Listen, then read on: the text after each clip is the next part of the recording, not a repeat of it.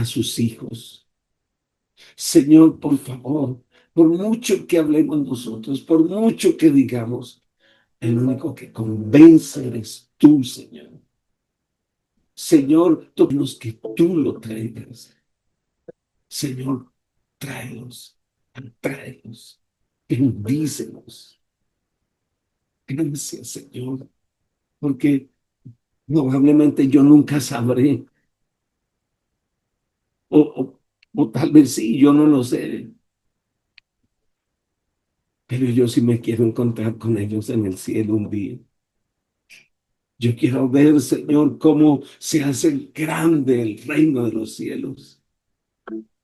Señor, gracias, porque sé que tú nos estás escuchando, Señor. Hoy quiero pedirte, por favor, que nos ayudes de manera integral. Así como prospera nuestra alma, sea prosperado todo nuestro ser.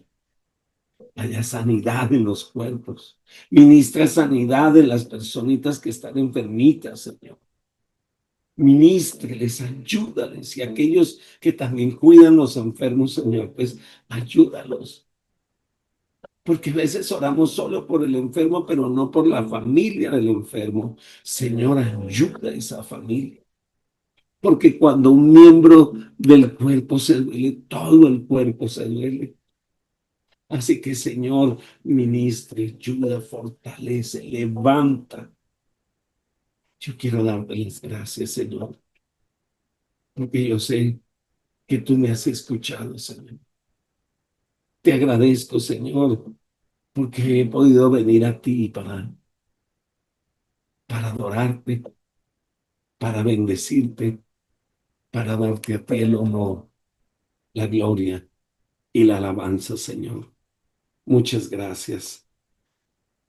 Bueno, gloria a Dios, el Señor les bendice una vez más aquí, gozosos. Yo espero que ustedes estén disfrutando este viaje maravilloso por el libro de Corintios, la primera carta del apóstol Pablo a los Corintios.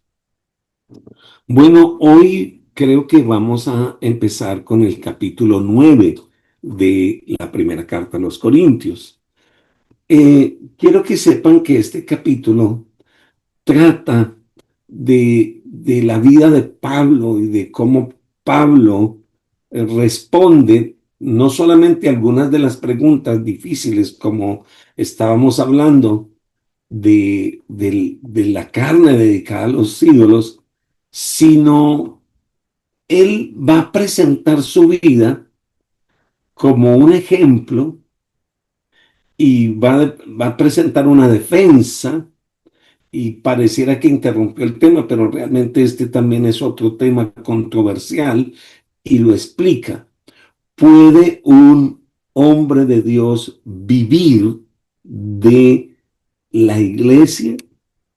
¿Es recomendable que él reciba un pago, que ella reciba un pago? Entonces Pablo utiliza su vida como una ilustración para hablar de la libertad y de la libertad en Cristo. Y va a presentar algunos principios para poder ilustrar si un cristiano, un apóstol, un pastor tiene derechos personales en cuanto a la política financiera de un siervo cristiano, porque muchas personas pues tienen esto como algo controversial. Inclusive conocemos cristianos de años que no entienden que el pastor o el líder o el apóstol pues también gasta igual que ustedes y gasta igual que cualquier persona y que necesitamos entender cómo funciona esto en el reino de Dios. Primera de Corintios, capítulo 9, y vamos a poner la lectura del verso 1 al verso 14. Primera de Corintios, capítulo 9, verso 1 al verso 14. Y empieza diciendo el apóstol Pablo, ¿no soy apóstol? Pregunta. ¿No soy libre? ¿No he visto a Jesús el Señor nuestro? ¿No soy vuestros mi obra en el Señor? Si para otros no soy apóstol, para vosotros ciertamente lo soy, porque el sello de mi apostolado sois vosotros en el Señor. Contra los que me acusan, esta es mi defensa. ¿Acaso no tenemos derecho de comer y beber? ¿No tenemos derecho de traer con nosotros una hermana por mujer, como también los otros apóstoles? ¿Y los hermanos del Señor y Cefas? ¿O solo yo y Bernabé no tenemos derecho de no trabajar? ¿Quién fue jamás soldado a sus propias expensas? ¿Quién planta viña y no come de su fruto? ¿O quién apacienta el rebaño y no toma de la leche del rebaño? Digo esto como hombre. ¿No dice esto también la ley? Porque en la ley de Moisés está escrito: no pondrás bozal al buey que trille. ¿Tiene Dios cuidado de los bueyes? ¿O lo dice enteramente por nosotros? Pues por nosotros se escribió, porque con esperanza debe arar el que ara, y el que trilla, con esperanza de recibir del fruto. Si nosotros sembramos entre vosotros lo espiritual, es gran cosa si segáremos de vosotros lo material. Si otros participan de este derecho sobre vosotros, cuánto más nosotros. Pero no hemos usado de este derecho, sino que lo soportamos todo por no poner ningún obstáculo al evangelio. No seáis que los que trabajan en las cosas sagradas, perdón, no sabéis que los que trabajan en las cosas sagradas comen del templo, y los que sirven al altar del altar participan. Así también ordenó el Señor a los que anuncian el evangelio que viva del evangelio. Ustedes saben que este es uno de los temas más controversiales. Muchas personas tratan a los pastores como vividores y dicen que estos no trabajan, y si quieren vivir de los diezmos y las ofrendas de las personas. Creo que el apóstol Pablo toca este punto porque también en la iglesia de Corinto tenían ese problema. No solamente que vivían de filosofías, vivían en división, vivían en pecados de inmoralidad, sino que a su vez era una iglesia que no apreciaba el ministerio del apóstol Pablo al punto de no bendecir su vida en la parte material. Eh, en esa primera mitad de este capítulo, Pablo demostró que él tenía derecho a recibir sustento financiero de parte de la iglesia de Corinto. Recuerda que Pablo no era el pastor de la iglesia de Corinto, pero era el fundador de esa iglesia. El apóstol Pablo era como dice, era un apóstol que vivía itinerante por todas las regiones, por todas las iglesias, y aunque trabajaba, tenía un arte en sus manos, que era el arte de hacer tiendas de campaña, ¿verdad? Ese era su arte. Recuerden ustedes que para los judíos, las personas que trabajaban con las manos, pues eran como personas de segunda clase. No apreciaban a las personas que trabajaban con las manos. Y esto le sucedía también al apóstol Pablo. Ahora, la palabra apóstol significa uno que es enviado en comisión y se refiere primeramente a los 12 apóstoles y se refiere al apóstol Pablo. Bueno, estos hombres tuvieron una comisión especial junto a los profetas del Nuevo Testamento de establecer el fundamento de la iglesia. Efesios capítulo 2, versículo 20. Dice: edificaos sobre el fundamento de los apóstoles y profetas, siendo la principal piedra del ángulo Jesucristo mismo. Una característica de una persona que tenga ese don apostólico, ¿cuál es? Que procura hacer la tarea, edificar bajo el fundamento y el fundamento principal, que es Cristo Jesús. Bueno, una de las cualidades también para ser apóstol era la experiencia personal de haber visto a Cristo resucitado. Entonces, el apóstol Pablo se está defendiendo. Él está diciendo, mire, yo soy apóstol porque pongo el fundamento. Yo soy apóstol porque yo vi con mis propios ojos a Cristo resucitado. Déjeme decirle con mucho respeto que hay muchas personas que usan el título de apóstol como algo para hincharse, como decíamos ayer, ¿verdad? Para hincharse, apóstol, tal. Pero realmente, escuche esto, lo que habemos entre nosotros somos simplemente siervos. El verdadero apóstol, digamos, si fuese a la luz de la palabra, en este momento no habrían apóstoles. ¿Por qué? Porque una de las eh, eh, requisitos para ser apóstol era haber visto a Cristo con sus ojos y al Cristo resucitado. Déjeme mirar en la palabra. Hechos capítulo 1, versículo 21 y versículo 22 dice. Hechos 1, versículo 21 y 22 dice, es necesario pues que de estos hombres que han estado juntos con nosotros todo el tiempo, que el Señor Jesús entraba y salía entre nosotros, comenzando desde el bautismo de Juan hasta el día en que entre nosotros fue recibido arriba.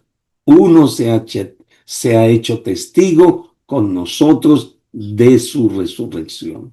Entonces no solamente lo vieron, sino también fueron testigos de su resurrección. Y Pablo vio a Cristo y lo vio resucitado, camino a Damasco, alabado el nombre del Señor, cuando iba a arrestar a los creyentes. Los apóstoles tenían que ser testigos también de la resurrección de Cristo. Ahora, a los apóstoles se les dio la capacidad para eh, junto con su palabra, la palabra era confirmada con señales, prodigios y milagros especiales.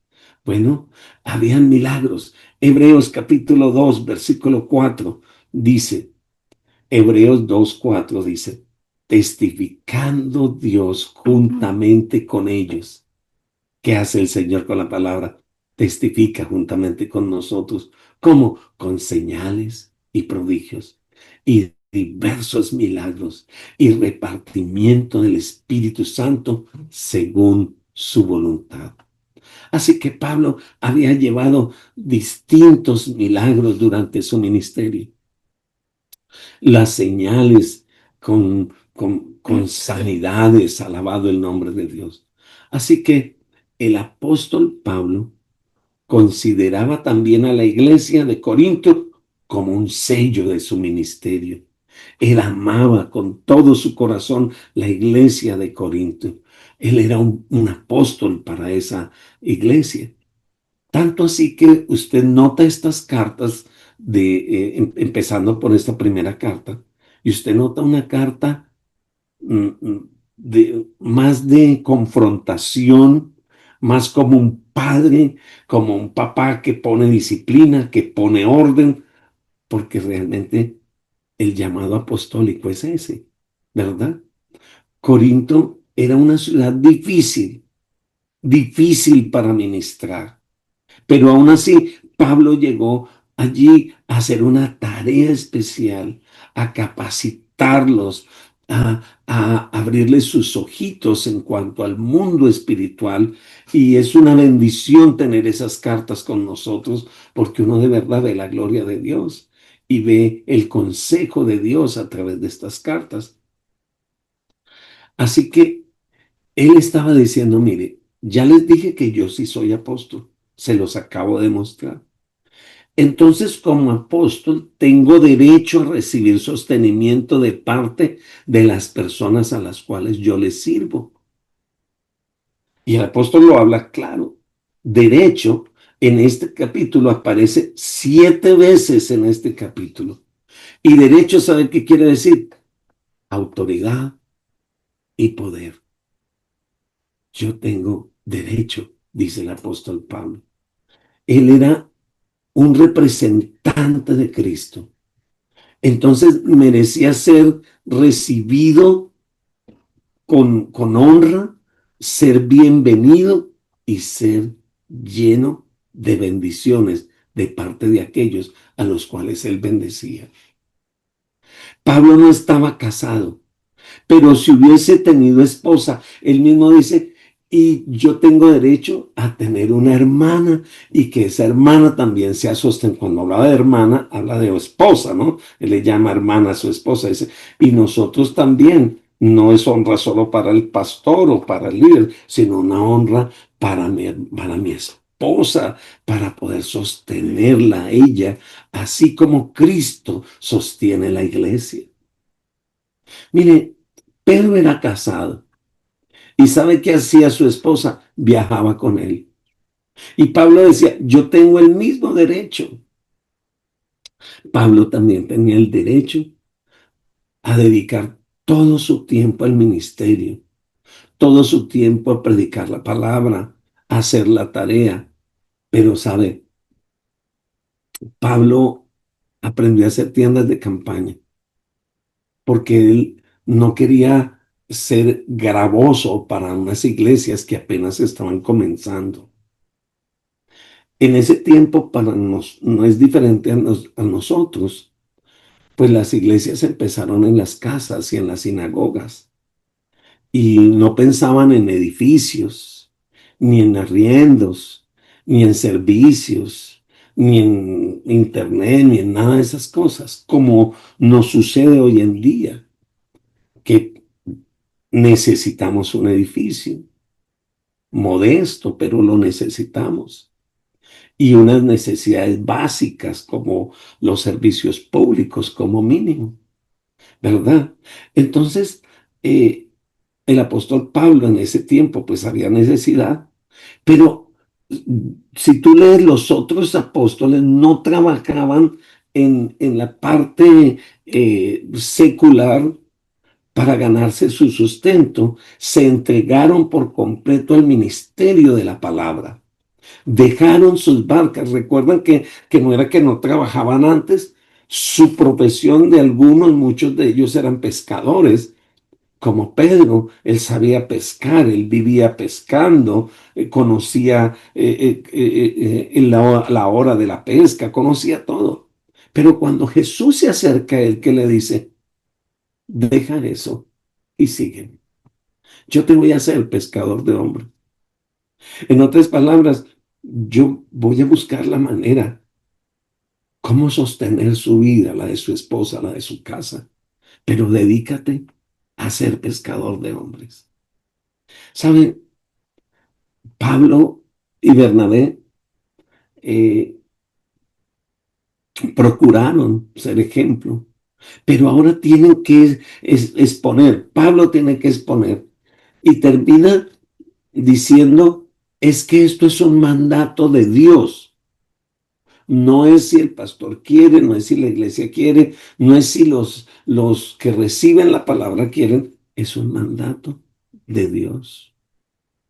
Pero él empieza a exponer algunas razones también extra. Miremos por favor el versículo 7 del capítulo 9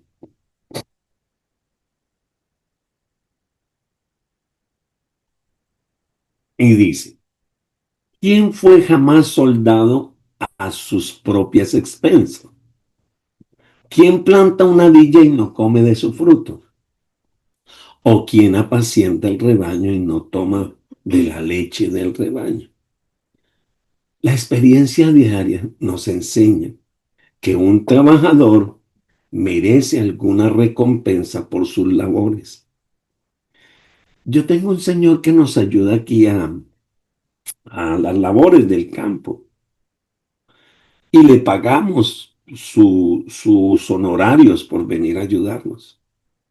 Pero cuando sale unos platanitos o cuando sale alguna cosita, unas naranjitas, alguna cosa, don Alfonso, acuérdese de llevar el platanito para su casa.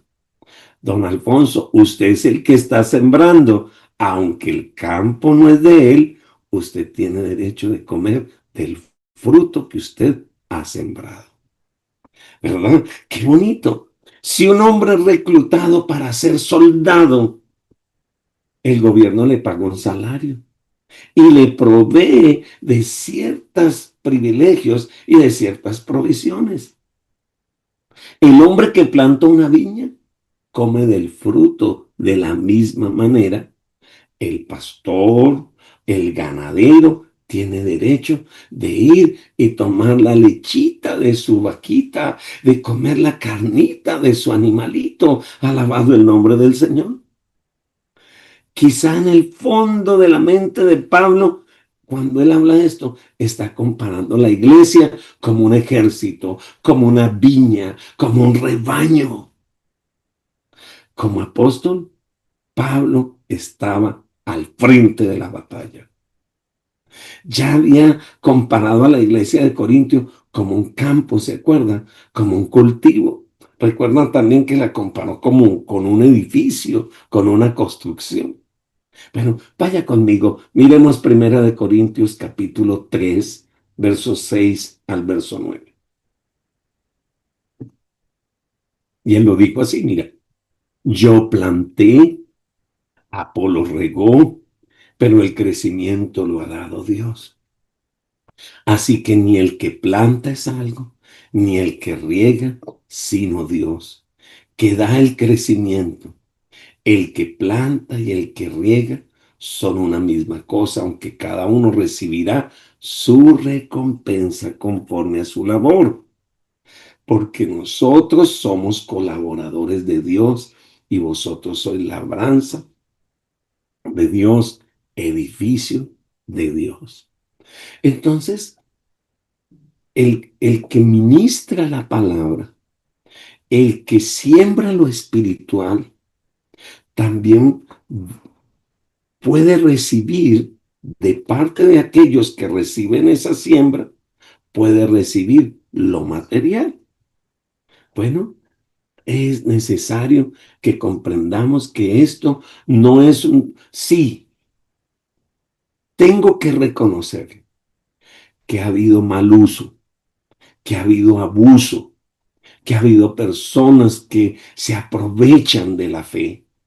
Pero eso no te da a ti ninguna autoridad para quedarte allí, sino que si tú eres alimentado, pues tenemos un fin de semana donde vienen las reuniones de nuestras iglesias, donde vamos a recibir palabra en una buena casa, piense, hay una persona, un líder, un pastor, que está dedicando su tiempo para orar por usted, para estudiar la palabra, para preguntar al Señor sobre su vida. Está preparando esto. Usted recibe espiritualmente, pero usted también debe bendecir en lo natural. Amén. Yo le decía a alguien, está cayendo mucha agua estos días, mucha agua por aquí. Y entonces le decía yo a alguien, porque apareció un daño nuevamente en la iglesia. Y yo le decía a alguien, mire, ayúdenos a orar, porque o me dedico a arreglar la gotera o me dedico a estudiar la palabra, porque no soy capaz de hacer las dos cosas al tiempo. Me cuesta muchísimo. Ayúdenos a orar para que otras personas nos puedan dar un empujoncito y podamos hacer las cosas. Somos una familia. El Señor mismo había utilizado la imagen de la viña y los pámpanos, así también como la del rebaño. La enseñanza es clara. El obrero cristiano tiene derecho a esperar beneficios de su trabajo. Si esto es verdad en el campo secular, también lo es en el ámbito espiritual. Yo entiendo a Pablo cuando Pablo decía, yo no quiero ser gravoso. Y yo creo que el apóstol Pablo no le gustaba hablar de estos temas, pero él tenía esta responsabilidad de enseñar a la iglesia a levantarse madura en todas las áreas. Y esta es un área que está aquí. Yo hubiese querido, honestamente, como pastor, saltarme este capítulo 9, pero este capítulo 9 está aquí para que usted y yo comprendamos que a los siervos del Señor los debemos amar, querer, honrar, no idolatrar, pero sí honrarlos y darle gracias al Señor porque nos enseñan la palabra de Dios.